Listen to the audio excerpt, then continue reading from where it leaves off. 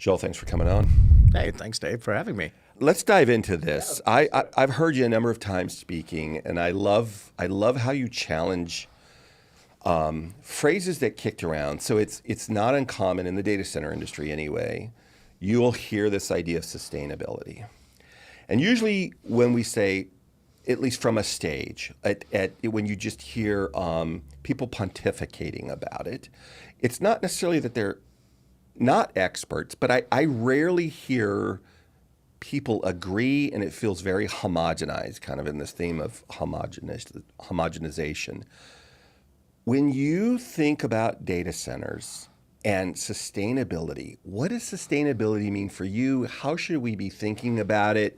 How do you help educate people on thinking about that word and how it applies to us?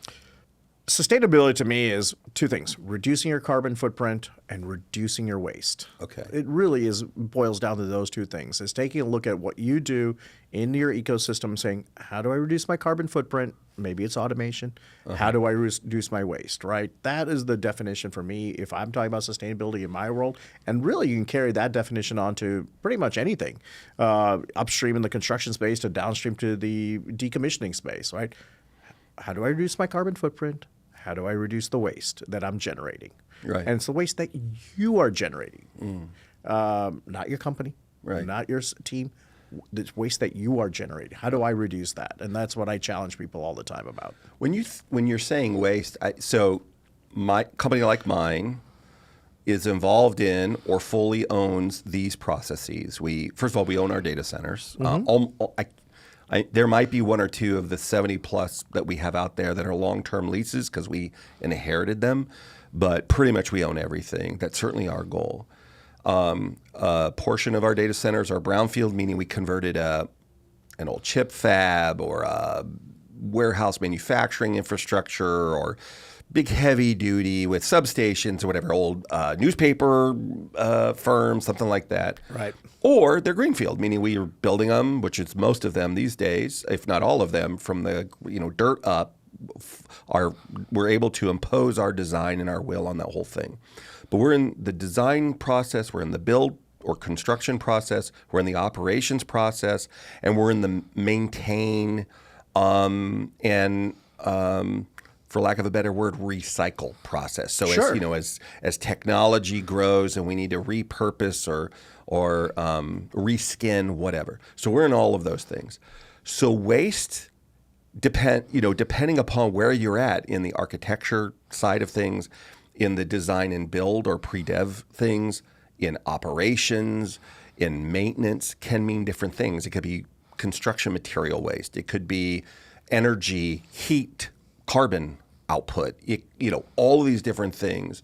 When you think of waste from an operations perspective, how are you thinking about it? So I think, Dave, it's a great question. I think the one thing to remember is my background, right? I'm a Lean Six Sigma process improvement guy. That is my... Wow. Shots fired. You just flexed right there. I did. I had to flex. I didn't come from this industry, right? Unlike you, who's had 30 plus years in this business, I came from the oil and gas world. When in Houston, right? Right. You're always in O&G, right? And, it's the 8 waste that we have in process improvement, right? The 8 waste is the physical waste. And it goes all the way to the brain power waste, the talent waste. If you've got extra steps in your process to do something, the red tape, as we always call it, right? That's a waste, right? In the commissioning, do you have extra steps in your commissioning process? Absolutely. Why? Don't know. That's the waste, right? And then you get down to the physical side, the cardboard, the styrofoam, all this extra waste. Literally look at the back dumpster and you're like, where did all this come from? Yeah. So the waste expands, like I said. If you look at, anything on Lean or Six Sigma, things like that, look at the 8 waste. You'll see that you could definitely look at the 8 waste and just say, yep, I've got waste there, I've got waste there, I got waste there. So like I said, everybody attributes waste to the physical side, but it could literally mean, hey, I've got 20 extra steps in the red tape of doing something. I haven't seen them invited to the party regularly. They may. My operations people are probably going to light me up. But for sure, they need to be part of that conversation. It sounds like how are we, when we deploy this new data center or a new infrastructure within the data center, how is operations participating to make sure we are we're eliminating waste, whether it's steps, whether it's process and procedure, whatever it is. Is that your experience? And how do you make sure operations is included early enough to affect how sustainability works? I think, like I said, it's such an interesting thing when we talk about sustainability. And I'll give you a great example, right? My days with one of the 3-letter hyperscalers, right? Mm-hmm. My world was decommissioning, right? And in the decommissioning process, the tech would take down the rack and basically decommission, pull out the hard drives, destroy hard drives, sanitize the racks, make sure it's ready to go out of position. But then he had to submit a ticket to the electrical team to come to the rack to unplug it, right, from the main bus, right? Mm-hmm. And the question to the technician is, and that took time, right? He submitted a ticket. 4 hours later, electrician would show up, undo it, and then the electrician would submit a ticket saying, "Okay, I did it," and the tech would come back. That overall process was taking about 7.5 hours on a good time, 2 days on a bad time, right? Wait, from the time you open the ticket to get open somebody the out there? ticket saying, "Hey, I've sanitized the rack. It's ready to be unplugged and moved out of position," right? Right. And it was such a simple thing, and we said, "How can we do this better?" Mm-hmm. Right? And we looked at the critical techs and we said, "Can you guys do this?" And they're like, "Yeah, they're just disconnecting the cable. Mm-hmm. That's all they're doing." Okay, and then you talk to the electrician, and the electrician is like, "Well, no, it's high voltage, blah, blah, blah, blah, blah, blah." And we're like, "Okay, understood, safety, mm-hmm. Lockout, tag out, and things like that." But we said, "But the RPDU is already off. So how much power are we actually driving here?" Mm-hmm. It turns out it was less than an iPhone charger. Once the RPDU switched off, it was less than an iPhone charger of power going to that cable. Right. So we're like, guys, we're talking about less than 2 watts. Right. That's flowing into that we're having to deal with. We're in the low voltage category right now. Right. So, okay, well, we don't want them disconnecting, the wrong cable. We're right. Like, okay, fine. Great. We don't want to disconnect a cable on the neighboring rack, powering it up, and now you have a rack down situation. Right. So we said, okay, let's do something simple. Right. Let's do Velcro tracing. And they're like, "What's Velcro tracing?" Take a piece of Velcro, tie it on the whip, trace the whip down to the source, right? Right. Take a second Velcro, do the exact same thing. That both pieces of Velcro are at the same end of the whip. That's your plug to unplug. Right. And when you say whip, you mean power cable. Power cable. Yeah. Sorry. And unplug it. Literally, Dave, we went from 7 hours, like I mentioned, to 2.2 days, down to 12 minutes. Wow. And we're getting a rack out of position.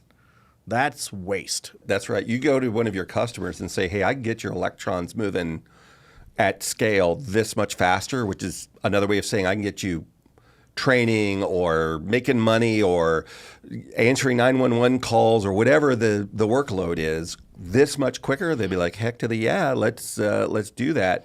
You know who's mastered this? I've seen, at least in our organization, has mastered what you're describing as our logistics group. Yeah. Like genuinely, it's I'm probably getting in trouble for saying this live, but it's not particularly sexy unless you're a logistics person, and then they rock sexy.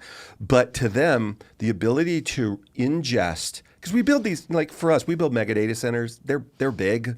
Our small one up the street is 300,000 square feet. They're generally 50 to 200 plus megawatts a building. And there's now some number of buildings across a campus. We're building campuses in many parts of North America.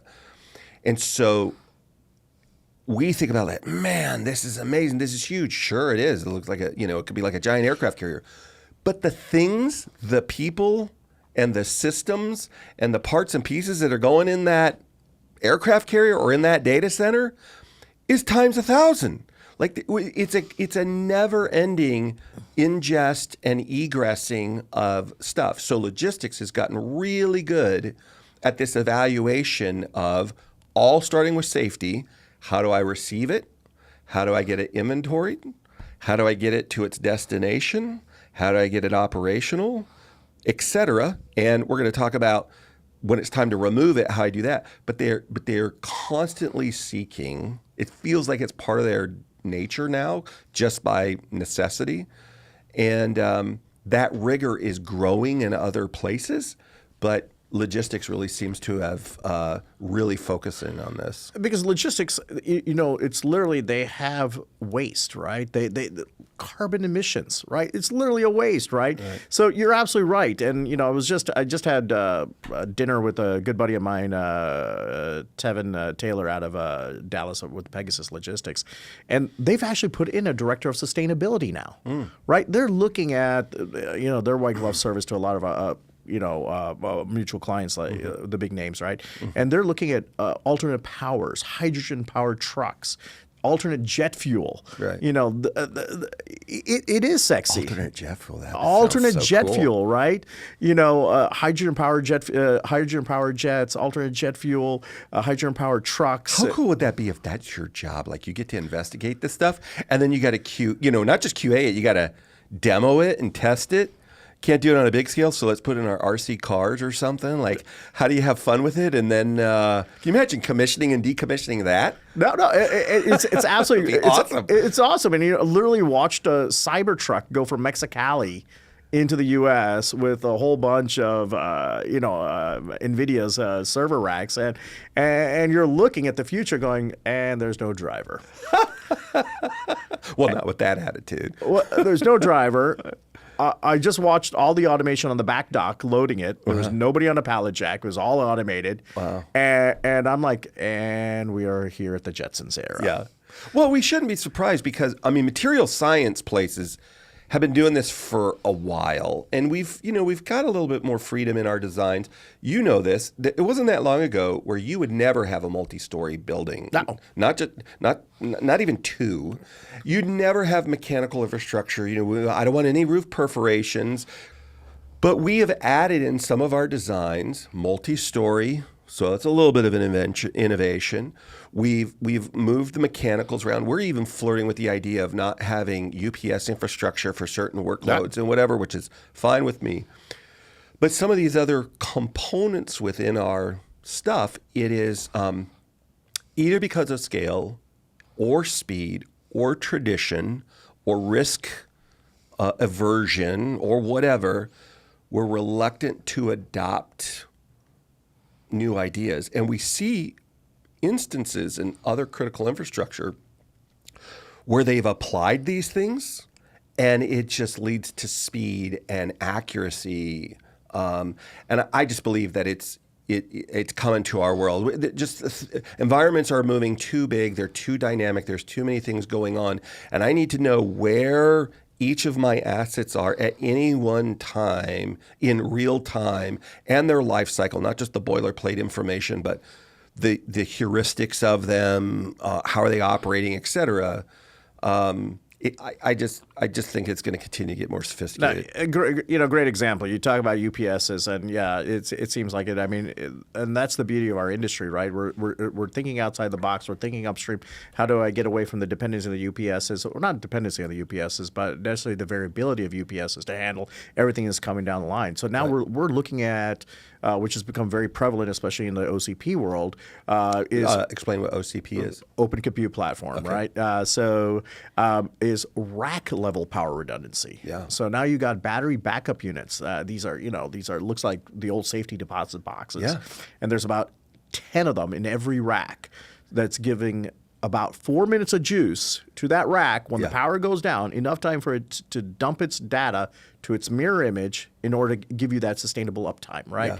So now you took the UPSs out of the mix, and then you designed the rack with that battery backup, the BBUs as they call them, the BBUs to power that one rack. So you're able to design that architecture upstream, and now you're not dependent at the infrastructure level for that power redundancy. Now, so does that mean UPS is going away? Absolutely not. Right. But it's just another layer to the thing. One of the things you talk about is, look, we talk about GPUs, we talk about CPUs, we talk about all of these different things, but we rarely talk about how we go about, you talked earlier about decommissioning, the replacing, the infrastructure. Why do you think this is important, and what do you mean by kind of poking around that conversation? Dave, QTS, you guys can't build data centers fast enough. Nobody can. We're at such a stage of hyperscale right now, we can't build data centers fast enough. So what does that mean? We're using the existing infrastructure. So the new toys, the shiny new toy that's walking in the door, AI, ML, GB300, 200s, whatever the flavor may be, something is walking out the back door. What do you mean? Something's walking up, meaning we're decommissioning. We're decommissioning. Sure, gotcha. We're decommissioning servers and racks and doing complete electrical retrofits and everything like that. It's walking out. We're not looking. So if I'm parking a new car in the parking lot, I have to free up a parking space. Exactly. So something's I got something you. is leaving, right? And we're not looking at what's leaving. Mm. We're not doing a good hard look at what's leaving. We're just like, I got to get the shiny new toy in. I don't care what the cost is. Just get that position available, right? Yeah. Whether it's a rack position, a pod level, or even a whole data center level. So we're not taking a good hard look at what's walking out the door, and that really chaps my butt. It really does, because I'm looking at the sheer amount of waste that's walking out the back door, saying, what can we do with this waste? And it's not waste. It can be repurposed, and that's where the decommissioning cycle becomes more and more prevalent. Is to understand what's walking out the door, how can we reuse it? That circular, we talk about circular economy. Again, those scope 3 words, those marketing words. A lot of people use scope 3. Circular. We're going to dive into that in a second, but keep going. Circular economy. What can we be doing with this, right? Just because it's not a new shiny new toy for me, it could be a shiny new toy for somebody else. Again, we talked about the UPS system, and that's the same thing goes with the server racks. Everybody doesn't need high power compute. Right? Everybody doesn't need it. What's walking out these data centers can be used by 99% of these small businesses out there for a hybrid model with the cloud. And that's what we want to promote, right? And then understanding, how do we build better, more modular data centers to keep up with the growth that's coming down our way. So you're absolutely right. Sorry, I get emotional when I think about that. But you're not even talking about e-waste. What you're saying is this shouldn't be labeled as waste. No. This infrastructure can go to businesses, it can go to individuals, it can go to serve our communities in a way that leads to human flourishing. And we need to start having these conversations and getting more sophisticated around this. That's what it sounds like you're saying. It's exactly what I'm talking about. Hey, I'm blessed. I got the latest iPhone, right? Awesome. And That's the latest iPhone? That's the latest iPhone. You should put it over here on my charger, okay, and we'll exchange. I'm just teasing. I'll probably keep it. So, but I had to decommission an iPhone. Right? I get decommissioned to 14, and before that was 11, and blah, blah, blah. Sure, I don't need that anymore, right? I don't need that 11 anymore because I've got the shiny new toy. You can't tell me that 11 is not good for somebody else, right? Luckily, my wife is Ukrainian, and we have a family and friends in Ukraine. God bless them in the war that they're fighting. But to them, this is the iPhone 16. That 11 is the newest iPhone to them, right? So did I find in my own way, instead of sending it off to an e-waste or a recycler, that type of thing, I found family and friends that could utilize that iPhone 11. Now, take that iPhone 11 scenario. Now, let's get it to scale, right?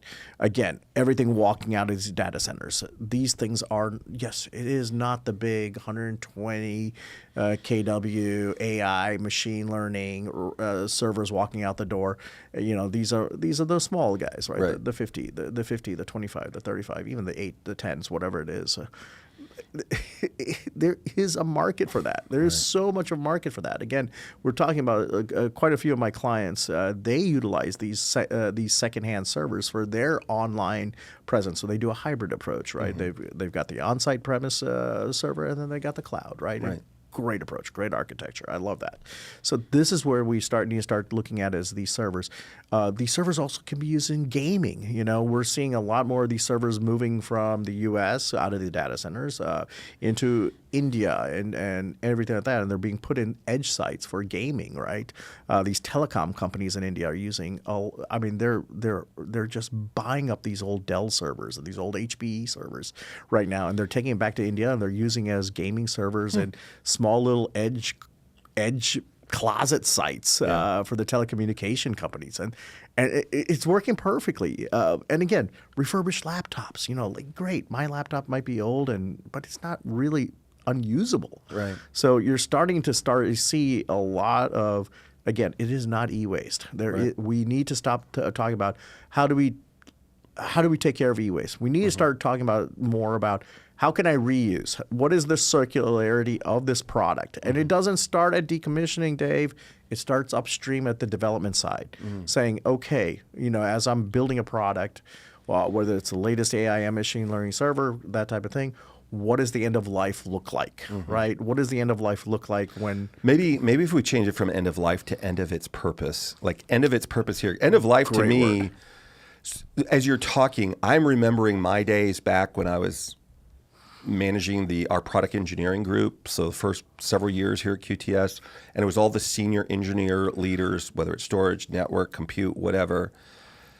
One of our biggest concerns, though, whether it was our infrastructure or we're managing somebody else's infrastructure. So when we're talking about a data center like ours. Now, to be clear, I as a data center operator, I've created the condominium. I don't own the furniture or the servers inside of it. Somebody else does. But we try to have this conversation with them, back to logistics on, what's the end of purpose of this thing? Whether it's for me, could be UPS infrastructure or one of the mechanical things. But if we're talking about IT infrastructure, which is what we're talking about now, if I can get them to not think about end of life, because what they think about end of life is destroy, recycle, et cetera. End of purpose is, I might not use this as an over-the-road hauler or as a heavy AI ML thing, but it absolutely can continue on in some other role for some other thing. But here's where I can hear my customers flinching, or my operations leaders flinching.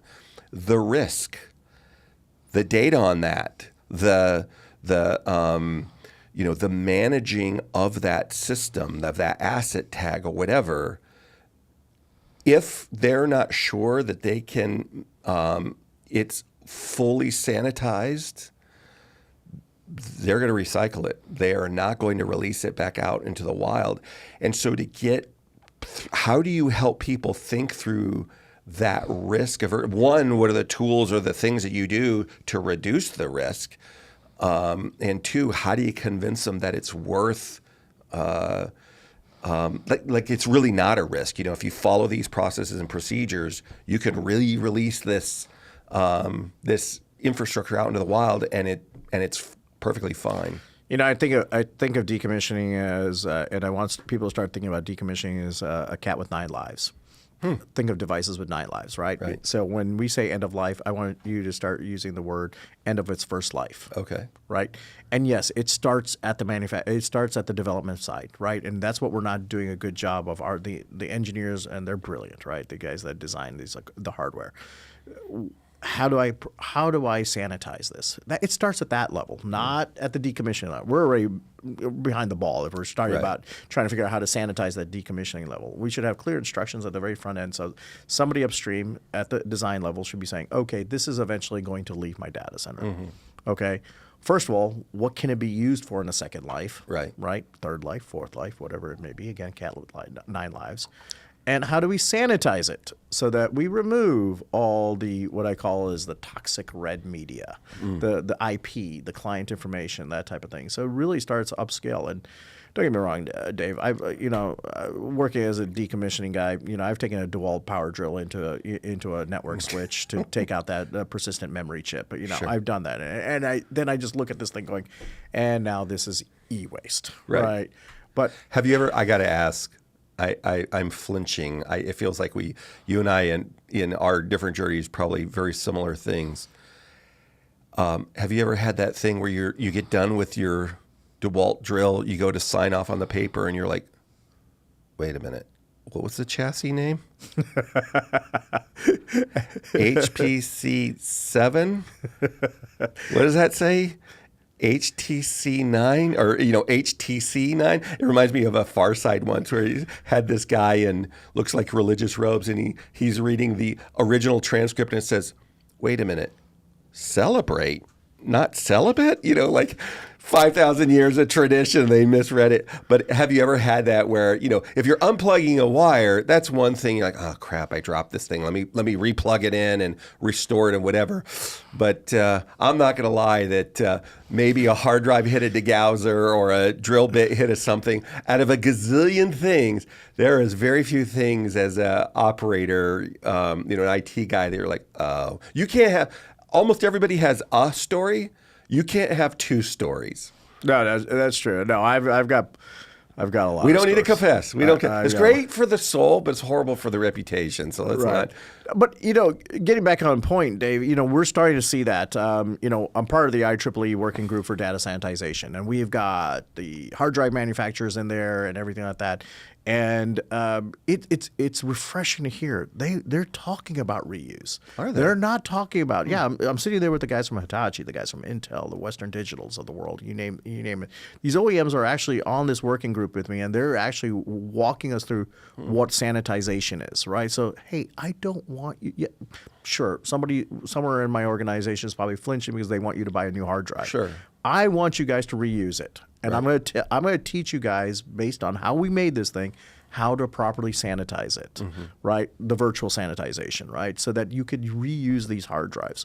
So we're starting to see pockets of these OEMs starting to have this conversation about what is it going to take, and I need to make sure that this is in my development phase of the life cycle of this product, right? So again, in this IEEE working group for data citation, we're actually about to release the draft that really talks about And explain what IEEE is. Institute of Electrical Engineers. Okay. So basically, it's a it's a nonprofit organization. They span a number of different. Basically, every industry has got an IEEE working group doing something, but this IEEE working group is strictly focused on data sanitization, and it is absolutely beautiful because we've got the OEMs there, we've got hyperscalers there, we've got the ITAD folks are in there, we've got the Blancos of the world are in there, the virtual wiping guys are in there, so we're all talking about this. But it's again, Dave, it's refreshing to hear the manufacturers talk about we want to do reuse. It is the right thing to do for the globe. Yeah. And hey, let's walk through this. How do you properly sanitize my drives? Yeah. Or okay, I heard what you're doing, Hitachi. Let me take that back to my guys, my engineers, as we're designing and make sure we do it the same thing. We're developing standards not only to the sanitization, but the OEMs are taking that back upstream to their engineers, saying work towards these standards so that it has a second life, it has a third life. So it is not e-waste. Right. It can be reused. Eventually, it will be. But the idea, I love what you're saying, is look, the people that are on the front lines that need the first gen or Gen 1B of speed, whether it's SSDs or whatever it is, whatever the components are, I need it. And I'm gonna use it up to, I was just buying some new microcards for my cameras. I was like, oh, look, the new write speed. And the ones that I am taking out and replacing them are now going with me in my on-the-road stuff. I didn't just toss them. They're going with my not my video camera, but now my audio recorders. And so they can do the same thing because it's more than capable. And so you're kind of like back where we were talking about before about where we're partnering with organizations to, at least to the degree that we're able to with our personal infrastructure, help those communities around us. Sounds like the same thing. I could take some of this infrastructure that will fit. They can deploy it in their world. It's going to last for another 2 or 3 years or 5 years or whatever it is because their demand is much less. Eventually, it's going to end up needing to be harvested, but not yet. It's got this purpose. And the people that need new devices and speeds, they're going to they're going to refresh it every 2 or 3 years or whatever their refresh rate is. And so you're not missing out on that business. I also love to hear that the OEMs, to some degree, this isn't secret sauce necessarily. It's not necessarily their intellectual property, but that they're doing this ethical capitalism conversation. Here's how we help each other by sharing a little bit of process and procedure, or certainly some of the methodology, so that we can all have an opportunity to help our neighbors. No, it's absolutely the case, and I think we all have to do our little part. Like I said, from the CEOs announcing hey, we're going to be net neutral by 2030, awesome, to all the way down to the tech level saying, what the hell am I throwing away in the back dumpster of my data center? I mean, we have all got a place, and I think we all need to be pitching in. And like I said, the IEEE is one of those groups, and like I said, and we're starting to see more and more pockets of those groups coming in. OCP, again, Open Compute Platform, perfect. ORV3, the ORV3 platform, the Open Rack version 3 is a plug and play of devices and modules to get people to move quicker from, again, adoption to inference of AI, right? So, again, that lends towards sustainability. Why? Because now you're not having to spend needless cycles of R&D and money and everything like that to try to figure out your solution for building the next LLM, OpenAI data center, whatever it may be. You're being able to choose from this plug and play component and platform that you can just do that. And all those guys are playing nicely with each other. It's actually, if you haven't had a chance, and your audience should take a look at Open Compute Platform. It's actually, Meta was the founding member. Now they've got Microsoft, they've got NVIDIA, they've got all the players are getting involved in this because they said, hey, if we're going to move faster, we've got to play together, and that's what they want to drive that confidence to the rest of society. I'm not familiar with the open rack concept. That's incredible. Is that getting any attention? That Aura V3? So Open Rack version 3 is getting a lot of attention right now. There's a lot of everybody's building off this platform. Now, is it just for CPU or GPU, or is it just CPU? Is it also GPU? Or it's also GPUs, it's CPUs, and everything in between. So NVIDIA is an anchor member. Meta was a founding member 8 years ago on this thing. They're just giving away. They're not giving away the IP. They're giving away the compatibility and making sure that their products that they're R&Ding on are compatible with the other products. So it's compatible with the bus bar, it's compatible with drives, it's compatible with motherboards, compatible with the NVIDIA GPU. It's so again, when you start thinking the cohesion of the big boys coming together and saying we want to all play nicely. Now you're talking about sustainability, right? You're talking about sustainability at a much larger scale. That's incredible, and I could stay in that topic for a while, but you and I have to go eat here in a little bit. Yep. So here's, I want to now touch on, I love these, when these come up, whenever you and I get to hang out, because you start twitching. So the camera's going to look closely and see if you start twitching. Don't artificially twitch. That's why I got my glasses on today. There are very few words that really get you sort of, I kind of like it better when you're a moderator because you're on better behavior than when you're on a panelist and you just sort of sigh and start speaking Hebrew up there like oy vey, here we go, whatever. But when folks batter around terms like Scope 3, ESG, Net Zero, and they either are incomplete, they might know what they mean, but they're incomplete in their explanation. Or they're repeating something that they've heard and they're just not particularly sophisticated, or they don't know how to apply it in their space. So why do you react like that? First of all, am I getting that right? And secondly, are we just throwing those around randomly? How should we be thinking about terms? Should we be using those terms? How should we be thinking about them? Yeah, I don't have any bourbon in my cup yet. It's still a marketing word, Dave. Long story short, and it irks me every time I hear somebody say we're Scope 3. The Scope 3, and this, RT certification, things like that. Literally, you can buy these things online. These certifications are so easy to have, and it really doesn't prove the point, right? When we talk about Scope 3, now coming into Scope 4. First describe to people what Scope 3 is, what it actually is. Scope 3 is Scope 3. And maybe one or two to get to 3. Scope 3 in layman's language is the carbon offsetting, right? You have a carbon count on, what that product was, the carbon count of what it took to make that product.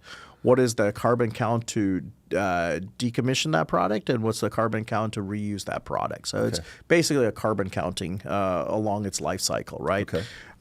So when we talk about Scope 3 and things like that, it's very much a marketing word still being used by a majority of folks. I've found very few people, and it's very easy to spot these guys out because you start digging down a little bit. So show me the data on your Scope 3. Show me your dashboards on Scope 3.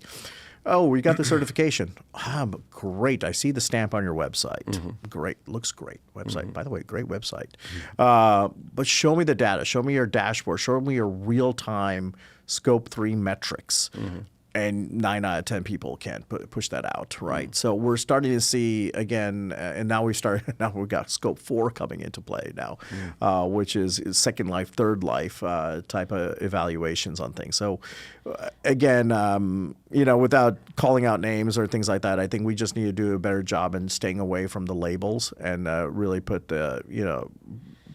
put the wheel to the road and really start generating some data on everything that we're doing. So when we at our organization, so we publish a environmental social governance report, ESG report. ESG, yep. And when we began publishing it, I forget the year. I want to say it was 2018. And I don't want to misrepresent, and I don't want to be overly generous, but we certainly were certain it was factually true. But think of it more as like a range, not a pinpoint, but a circle. Right. We're using circular today, but a circle. And so this is the range. The tools to do these things were particularly sophisticated. Social might have had a lot more detail than environmental because we're figuring out these are the things. But what we really wanted to do is make sure we had governance. Like we were actually audited by one of the big three. Right. Whether that's Deloitte or whoever it is, and they come in and they do here's our attestation. This is what they're measuring against. This is the outcome of it. Now, at that time, it wasn't particularly sophisticated. We went public in 2013. We went back private in 21. And interestingly enough, almost ironically, when we went back private, our ownership also came alongside of us and said, look, we're going to help. We want to really tighten up whatever this report is. We want it less of a circle and we need it pinpoint. And what that means is you got to staff it differently. So we do have a director of sustainability. In fact, we got multiple people in those teams, and they're fully interconnected with the energy groups, the utility groups, the operations groups. But it required a level of sophistication. And whatever we're doing, whatever that looks like, it may not be across every component that we'll eventually get to, but whatever we're doing, real governance around it, real publishing, validating, or whatever. And we're finding that more and more organizations really appreciate that, whether it's what we're doing with water or whatever. Where people, I think, lose confidence is sort of what you're saying. I've got some sort of a certification on here, but I don't have, once I look underneath the certification, I'm not saying you declare you got all these components of your infrastructure have been evaluated, but whatever you are declaring as being evaluated is actually thoroughly evaluated. And you're working, back to our comment before, you're working on your way to paradise, that you've got real governance behind it. And to the degree that people are actually doing that, I think people have trust in them. But if it's just marketing information, they don't. So, Dave, let me ask you a question. You guys, like you said, you mentioned you did the ESG report. Yeah. Why'd you guys do it in the beginning? Who are you trying to satisfy? It's the governance. They want to see real, actionable, sophisticated, explorable governance, actual reporting, and not self-reporting, and not Ted's hot spa and governance, company, right. but Deloitte and Touche, quantifiable metrics. Quantifiable metrics. Thank you. And when we're able to do that, it is. Look, we benefit. We benefit as a for-profit organization. We benefit with communities, and our employees and our. Anyway, I'll go on and on and on. But I love that those organizations lean in on those areas. But like I said, you talk about, yes, I focus a lot on the Fortune 1 to 10 because that's the clients I deal with. But if they are able to solve that problem, again, talking about that rack packaging that I just talked about, if they're able to solve that problem with the rack manufacturers of the world at the hyperscale level, and they're helping them also deal with the Fortune 1 2000s as well. Right. So now you're starting to influence an entire ecosystem right. of the supply chain, not just to those guys, right. but the ecosystem going to the Fortune 1 to 1000, which then starts moving the needle even further when that ecosystem as a whole starts changing. Yeah. But the change starts somewhere, and that's where we need to, and the change needs to start literally at every level of the organization and our industry. Again, we find that it helps to connect us to communities, break down barriers, and illustrate we really are trying to connect. And I think to the degree that people in our industry don't do that or do it is a leading indicator of how successful you're going to be in the next few years. I totally agree. We need to be evangelizing in our neighborhood, right? A good example, not in our industry, that actually came up. There's you and me are Texans, right? And right between San Antonio and Austin, there's this little German community, a little German town called New Braunfels, right? Unbeknownst to a lot of people, has one of the world's largest water parks, right? Yeah, it does. Schlitterbahn. Just got bought out by Cedar Park, right? Okay. And world's largest water park, and there's two rivers that flow through New Braunfels. There's the Comal and the Guadalupe. Right. And for the longest time, there was such a rhetoric on, oh my God, this Schlitterbahn is taking so much water, right, for their water slides and things like that, and there's the pollution and all that.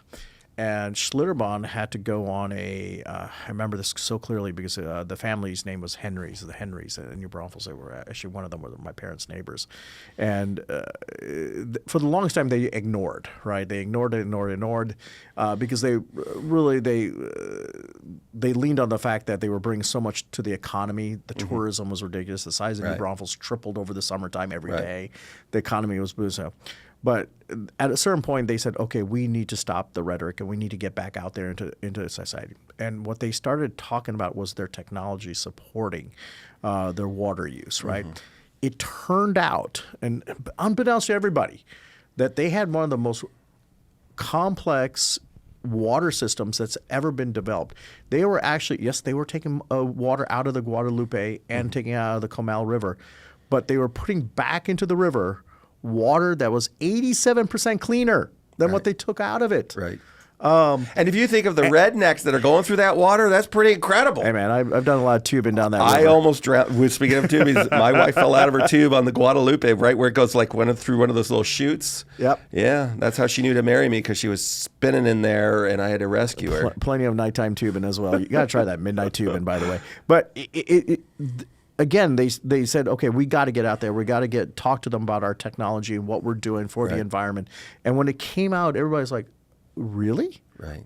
So, and the evaporation rate was 6-7%, I think was the evaporation rate. But when everybody found out that the rivers are actually getting cleaner with this water park, it just changed everything. It changed everything. And then suddenly Schlitterbahn, from being an economy hero, started becoming an environmental hero. Yeah. Right? So, it's that type of evangelism we also need to do. You're absolutely right. We need to get out there. One thing is to be at these data center shows that you and me make the rounds of, but how do we get outside of those data center shows and get to the other industries? How do we preach into our communities at the local town halls and things like that about what we're doing in our industry? How do we benefit our industry? How do we give back to, sure, there is a tax dollar that we provide back into the economy, but what are we providing more? Yes, we talk about tax dollars. We talk about jobs.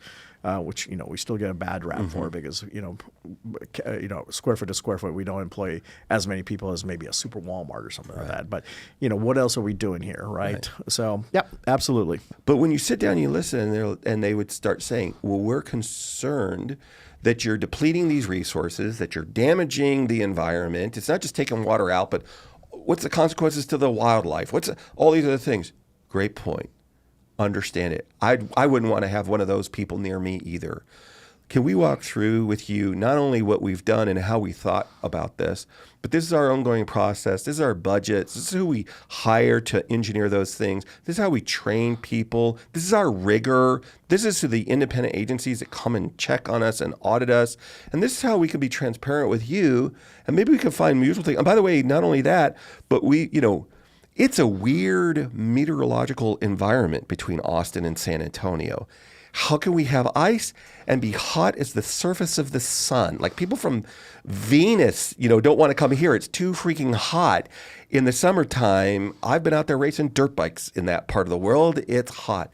But we've learned how to manage these things in these unusual waterways, and we can share that with Lake Travis and Lake Austin and all these other places, and how we are better custodians in managing this area. Oh, wow. And I get to tube, and I get to go into the park.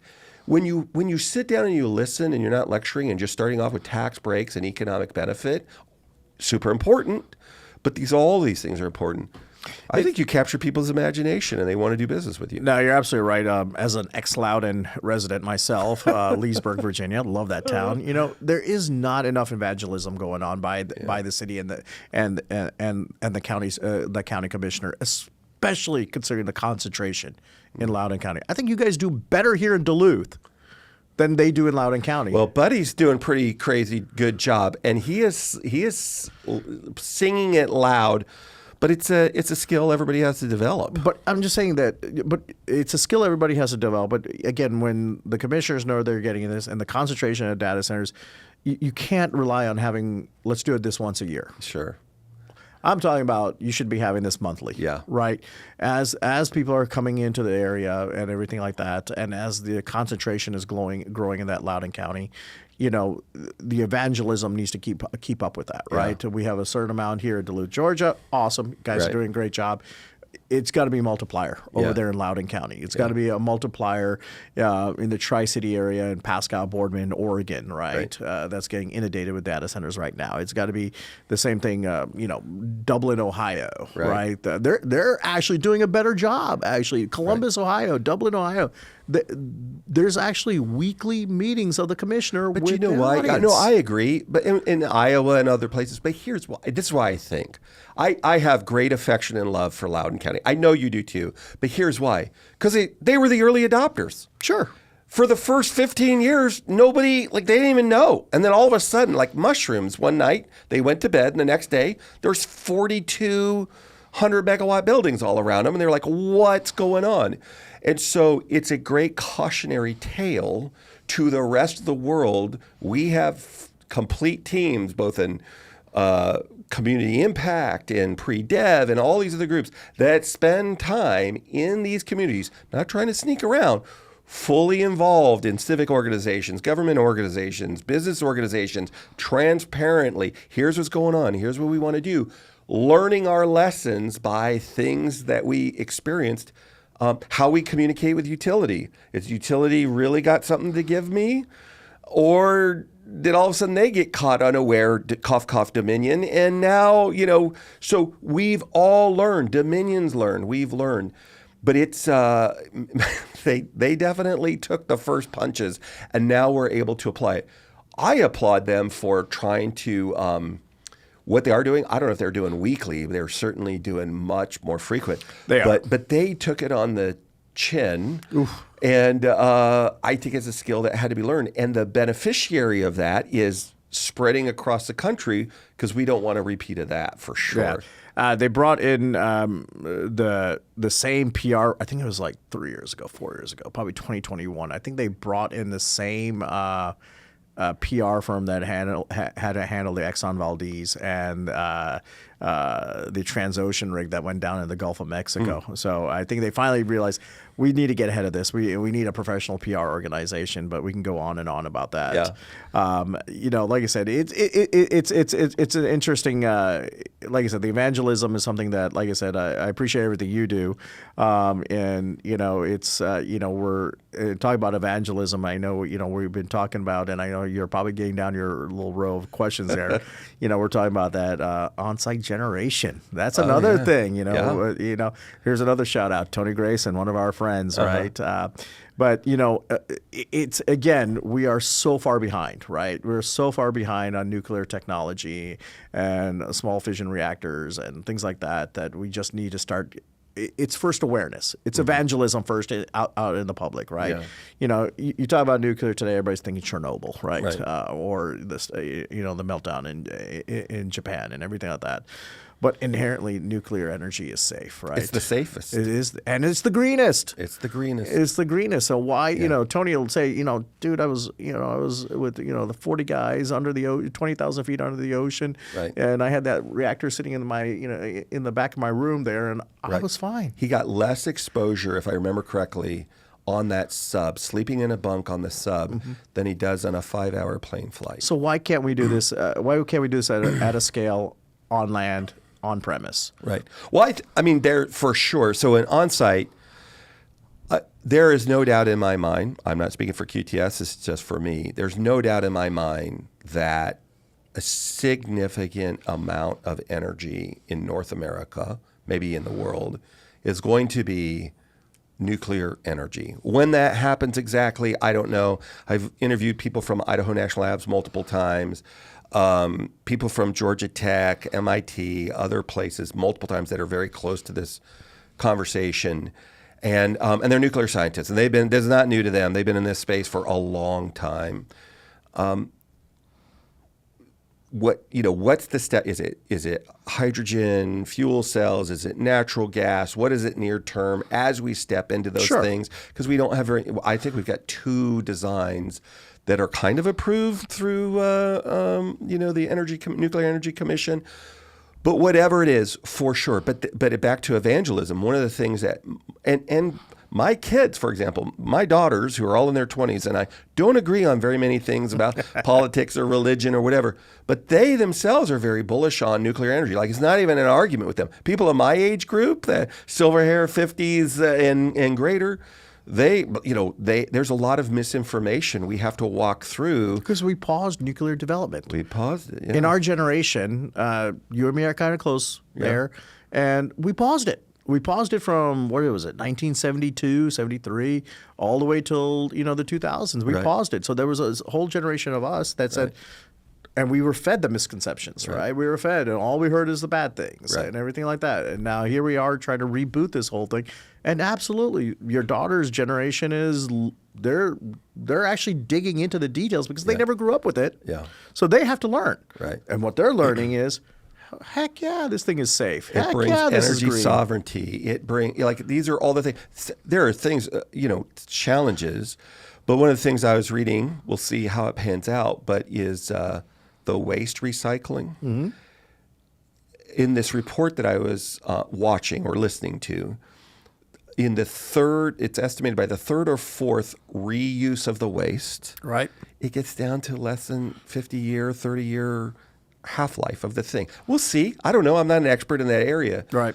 But even the nuclear people will also say, well, before we get to nuke, we'll use natural gas. And before we get, these are the things that we're working towards. Crawl, walk, run. Crawl, walk, run. But we want energy sovereignty. We don't want our power needs to be always available. It's got to be safe. It's got to be affordable. We don't want to leave our coast. It's got to be reliable. We don't want to leave our continent if we don't have to for it. And so this is the pathway. Again, though, it's back to evangelism and conversations. Let's have a real conversation. And which, by the way, we're not anti-firming up solar or any of these other things. Purpose fit. Where does it fit? What load should it be used for? There's so many initiatives putting solar on top of housing projects that bring affordable, reliable, cheap power to people that to wait for nuclear power or something else, probably not the best answer. But these other things, I just like to see and love to see all of these things. Let's not have a sacred, technology. What's purpose fit? Let's go have a conversation. But I do think it starts like we're talking about today, sitting in a circle and having a real conversation. And if they have a belief that's based upon inaccurate facts, then let's deal with the facts and get to a common ground and dispel the myths, right? Dispel the myths. And that's that's kind of the pulpit I sit on, right? Is we talk about sustainability in the data center space. It's like my wife telling me to eat that free range free antibiotics chicken about 12 years ago. Whenever we got together, she says, "You really need this. No hormones or anything like that." I'm like, "Yeah, but this thing costs 4 times more." Right. And she's like, "Trust me. Right. You will not regret it. It's going to save." And sure enough, I switched to that. Yes, I have put on a little weight, but I've got nothing else as a problem right now. My blood pressure is low. My heart rate is low. My cholesterol is low, and everything like that. And truly, I would say it's because I switched there, right? Yeah. So again, the sustainability, does it come with that upfront price? Absolutely. Let's dispel the myth. Mm-hmm. Is there an ROI? Absolutely. Right. Okay, so again, as we are minting money in our industry, there is that upfront cost. But what are we looking at? Are we worried about? And that's sometimes what irks me again, what starts twitching that left eye is we say sustainability here, let's do the right thing. And then the same sentence we talk about margins. Right. So it's like, okay, which way you guys want to go? Right. There is an ROI. Right. I said, are we willing to put put our money where our mouth is, Right. And move forward with that. Yeah. I think when you have a board commitment, you've got an organizational commitment, not just operations, not just brand and market. Like throughout the organization, they are attracted to, we want to do the right thing. Like what's the total cost of ownership? Not just the initial, but to your point of the free range chicken, in our family, we've done almost the exact same thing to the degree that we can get green food, clean food, not just low calorie food, but clean food. And yeah, our upfront grocery bill. But what our physician has said to us, because they had a pretty honest conversation with us, because my wife and I are advancing in years, and they're like, advancing in years now, I sound like I'm 100 years old, but we're not 30 or 40 anymore. And she's like, look, I promise you that, as you're rebuilding the cells in your body every day, as you're going through these things, you want to feed it clean stuff. When you look at your medical bills, when you look at the impact to your joints, when you look at the total cost of this thing, and you only get one of those things, you're going to want to it's going to give you the best opportunity, the best chance for this. I think the same way, whatever sustainability means, whether you start with those, what'd you say, walk or crawl, walk, run, right? Start with those things that you, in whatever your role is, you can do every day and do those things, do a measurable, but don't just do that. Be purposeful in your organization, whether it's waste or it's operational maturity or these other things that you do. And then let's have conversations with, I love what you're talking about with the industry groups. How do we share some of these best practices in how we manufacture and what second, third, fourth life looks like or whatever, so that we can bring us all along collectively and have a successful outcome for all of us. Now, Dave, great points, and and also these outside groups, fantastic. These nonprofit groups, IEEE, I'm part of Nomad Futurist as well. Right. Those type of thing. But it also starts internally. I really want to start seeing, again, as we talk about sustainability and margins out of the same mouth, I'd also like to start seeing executives, leadership in these in industries, Fortune 1 to 10 and 1 to 1,000. Start taking our P&L and start giving some leeway to the sustainability, right? Yeah. So from a profit and loss statement, right, and budget perspective, right, if your budget was, let's say, $100, right, but you spend $110, I'd like to start seeing P&L start pulling out that $10, say, but the $10 was meant from a sustainability initiative, which is going to give us an ROI, and here's that trend record. I'd like to start seeing that slush being put in by leadership, empowering their people, saying, I'm okay with you going, per se, over the budget. I know I'm talking simplistic, right, Dave, but I'm okay you going over the budget, right, if it was a sustainability right, aspect to this. Yeah. And then, yes, please show me the ROI, because, yes, I have stakeholders I have shareholders to kind of calm down, satisfy. Yeah. But we're going to get that $10 that we paid a little bit more here. Right. I'm going to get $100 over here in the next 5 years. Yeah. Right? I'd like to start seeing that in P&L statements, to be honest with you. I don't see it today. I'm not that will empower people. That will empower down the food chain, right, from leadership down to the food chain. Say, okay, I've got some things that I can work with. I can now start looking at challenging the status quo, look at sustainability, and not have to worry about our bottom line. Yeah. I'm not a financial expert. I didn't even go to school till I was in my 40s. Did I go to college? But I'm pretty sure, whether we were public or private, asking for a slush was never great. We asked for margin. So if we had extra margin, nothing, not a smile. This is the jokes. This is as good as it gets, Joel, if you're not going to laugh at this. But yeah, I could see me now going to my executives saying, I want an extra slush here. They're like, unless you're getting it from the 7-Eleven, you're not getting any slush. I don't know what slush you're talking about, Dave. We could get some margin. Hey, let me ask you this. We've been talking for a while. We've talked about a lot. There's probably 5 other things we could go down, but we don't have time to do a whole nother podcast. But I am curious. You've been doing this for a long time, and you sit in a lot of conversations, not just the sustainability conversations that we've had, operations. You see in operations both the the design, the construction. You see the operations. Obviously, you live in it, you consult in it, and you see, decommissioning things going off to their second life. One of the things we talked about earlier was on-site generation. That's an area that people are talking about a lot because they need access to power. Utilities are stressed. We'll see what that looks like. There's certainly a lot. It's garnering a lot of attention. But what do you think? What technology or disruption or idea that might be coming along that we're really not talking about, or maybe we are, but we're just not talking about it loud enough? Disruption that you think might show up in the next few years that even if it's a little early, you think is inevitable. We're going to see something like this. What do you think it might be? In the space that I live in, it's robotic automation. I think Really? It's just I had to operate. Rob Lawson Shank. Yeah. You seen the stuff that he's doing over there, Molg AI? Again, next generation stuff, right? Literally watching two robot hands take apart a complete server. Wow. We're going to start seeing more robotic automation in our data center space, right? And you and me just talked about it. Does that necessarily put a technician out of a job? Right. Absolutely not. It just moves the technician further upstream into more proactive critical thinking. So where I see the disruption in this space is going to be more automation, more robotic automation in the data center space is kind of where I see this. Like I said, everything from server removals to logistics, we're just going to see more and more robotic automation coming into play. Robots is probably a pretty good place to wrap it up today. I just got to teach my kid how to build the robots.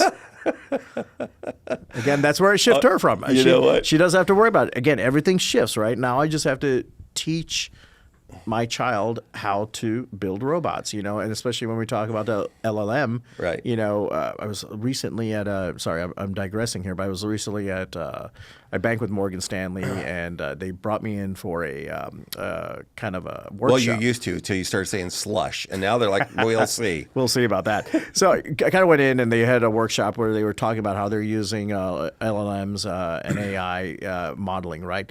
And they had a kiosk called Dahlia, and Dahlia is like, they said, okay, Dahlia will be able to help you out. So I was able to tell Dahlia, and I had to give it permission to see my accounts and everything like that. Hey, Dahlia, I want to retire in 10 years' time to Tulum, Mexico, but still be able to put away enough money for my kid to go to an Ivy League school or something, and she's probably going to start college in 2038 or whatever it was. How do I do this, right? And it looked at my accounts. It looked at the property pricing of Tulum, Mexico, and it gave me a path, right? It gave me a path there, right? In itself, that was great. But when I was talking to their chief technology officer, we were talking about, we both share younger kids, and we said, I was talking about the fact that I was sending my kid to coding camp. He said, absolutely not. Right. He says, there's no point in sending your kid to coding camp. Coding is going to be out. Right. He's like, what you need to be looking at for your daughter is, how do they build the box the LLM sits in? Right? I'm like, walk me through this. We need to build, for example, when you did that little demo on our little kiosk with Dahlia, Dahlia didn't go look at, is it a Republican administration? Right. Is it a Democrat administration? Right. What's the Fed's policy? It didn't look at all that. You had to build the box the LMS sits in. Right. Joel, that's the job for your daughter. Right. If you're telling me tomorrow what I'm going to teach my kids to do, that's it. Right. Is to build a box Right. that AI kind of sits into. You build the guardrails. Right. We've had very similar conversations. So when you were talking about build robot, I was thinking to myself, well, what I really want is my kids to get a really good command of language. It's one of my professional development goals this year is working with LLMs because they're fascinating. Like I wouldn't use an LLM to write me a procedure on how to inspect the elevator because I have no way to tell if it's hallucinating because I don't inspect elevators. But I can teach it to listen to a conversation that I've listened to, transcribe it, call out keynotes. Because when I look at the report, I could tell when it's lost its mind. In other words, hey, LLM, I want you to build me a a method of procedure for making a peanut butter and jelly sandwich. I've made a gazillion of them. Obviously, you can tell from my frame. So when I see the report or the information, I could tell if it's on the right track or not on the right track. But if I have no expertise in peanut butter and jelly sandwiches, I could tell if it's hallucinating. So back to the robot thing, I think there's going to come a time when when these things get so good, when you get sophisticated in the ability to build that box, and now I don't have to be a plastics expert. I don't have to be a wiring expert. I don't have to be a rubber expert. I go to this tool and I say, I want a robot that does this. And I'm able to articulate what success looks like, what the win is. And that thing understands me and we get it. And we're able to iterate and it does the crafting. It screws the little unscrews from the hard drive. It does the little minutia or whatever. I don't need that expertise. I need the imagination and know what success looks like. And I work with this thing and it helps. It's my partner now. It's my lab partner. And we're able to experiment and build. I think those are 1,000% fast for people that are interested in it. We still need people that handpick soft heirloom tomatoes. And there is an entire industry for that. Not only do they not, for some, for some reason they don't want a machine to do it, but some tomatoes are so soft that there just isn't a machine to do that yet. Someday there will be. But they want this hand-picked, artesian experience, whatever. God bless them, whole industry. For the farm, for the consumer, for the picker, whatever. But for all these other things, it's going to be working with a tool like that. And I think it's just, but let me ask you this. Would you get on a plane that's flown by the LLM? No human sitting, no Captain Sully in there? No, hell no, not at this point. Now, if you gave me confidence, if you evangelized that this LLM basically sat there and listened to pilots for the last, whatever, let's call it, 400 flight hours, simulated information from Boeing and Airbus and, Captain Sully, the ultimate hero, in disaster, right? If you told me that this LLM, if you evangelized to me that this LLM, this is what the LLM did, this is where it got its information. It just didn't go out to Google to learn to fly a plane, because it probably looked at Microsoft Flight Simulator and hey, pretty accurate actually. It actually is. But no, I know what you mean. But then I would have more confidence in it, right? Yeah. And so in the same way, we got to look at this, as you asked me what I see next is that robotic automation in data centers. Now, okay, great. Now this tech is now being freed up a little bit from having to do that. Part of that proactive approach is feeding the LLM. Mm-hmm. I want that tech now to be feeding the LLM all their standard operating procedures. In case this happens, what do they do? That's where this thing starts getting more and more powerful. Yeah, I agree. And we're secret sauce. We're already in the middle of that. I think it's really interesting. But we're not evangelizing it yet. Well, because it's a competitive advantage. We'll see. We'll start talking about it. Joel, thanks for coming on the show today. I really appreciate it. Dave, it was a pleasure. Always a pleasure hanging out with a fellow Texan. Good deal. Hey, everybody. If you like that conversation, hit the like button. And if you loved it, hit the subscribe button. We'll see you next time. Have a good day.